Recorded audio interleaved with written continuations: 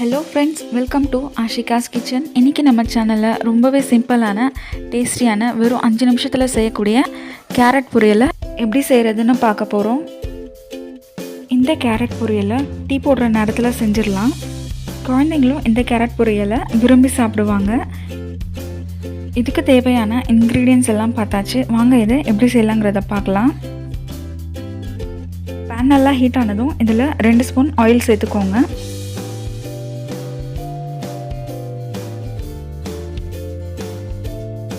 இப்போ இதில் 1/2 ஸ்பூன் கடுகு சேர்த்து பொரிய விட்டுக்கலாம்.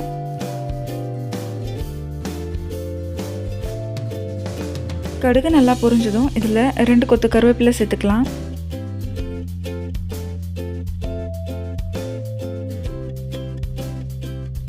நாலு பல் பூண்டை தோலோடு தட்டி எடுத்திருக்கேன், அதை இதில் சேர்த்துக்கலாம். பூண்டு சேர்த்ததும் லேசாக ஒரு வாட்டி வதக்கி விட்டுக்கோங்க.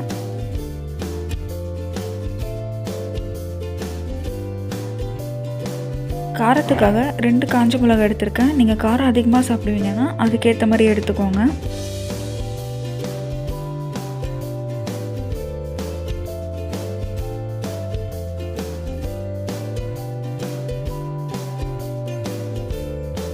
ஒரு மீடியம் சைஸ் வெங்காயத்தில் பாதி வெங்காயத்தை நல்லா தின் ஸ்லைஸாக கட் பண்ணியிருக்கேன், அதை இதில் சேர்த்துக்கலாம்.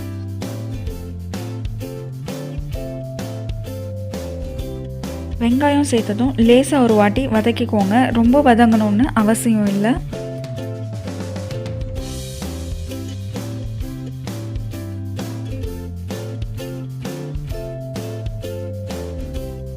பாருங்கள், வெங்காயம் இப்போ நல்லா கண்ணாடி மாதிரி வந்திருக்கு.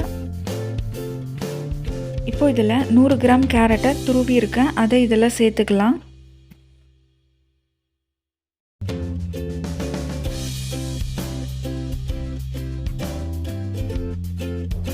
இப்போ இதை லோ ஃப்ளேமில் 2 நிமிஷத்துக்கு நல்லா வதக்கிக்கோங்க.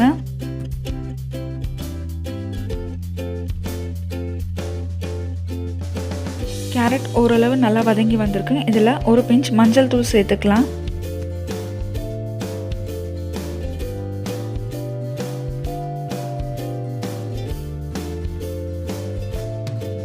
இப்போ இதில் 1/4 ஸ்பூன் உப்பு சேர்த்து எல்லா இடத்துலையும் படுற மாதிரி நல்லா மிக்ஸ் பண்ணிக்கோங்க.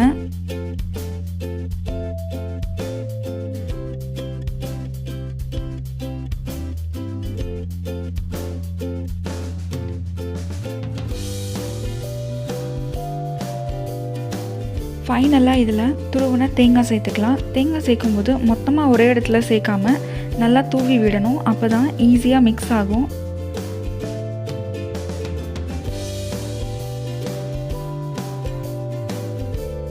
இப்போ இதை லோ ஃப்ளேமில் 2 நிமிஷத்துக்கு நல்லா வதக்கிக்கோங்க.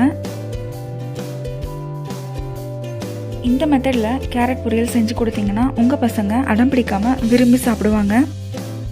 அவ்வளோதான், நம்மளோட கேரட் பொரியல் சூப்பராக ரெடி ஆகிடுச்சு. இந்த கேரட் பொரியலை டீ போடுற நேரத்தில் செஞ்சிடலாம். முக்கியமாக மார்னிங் லஞ்ச் பேக் பண்ணுற லேடிஸ்க்கு ரொம்பவே யூஸ்ஃபுல்லாக இருக்கும். இது பார்த்திங்கன்னா 2 in 1 ரெசிபி. இதே பொரியலில் சாப்பாடு போட்டு கிளறினீங்கன்னா கேரட் ரைஸ் ரெடி ஆகிடும். ஸோ கண்டிப்பாக இந்த ரெசிபியை ட்ரை பண்ணிவிட்டு கமெண்ட்டில் சொல்லுங்கள். இந்த ரெசிபி உங்களுக்கு பிடிச்சிருந்தா சப்ஸ்கிரைப் பண்ணிக்கோங்க. பக்கத்தில் இருக்க பெல் ஐக்கானை கிளிக் பண்ணிக்கோங்க. தேங்க்யூ.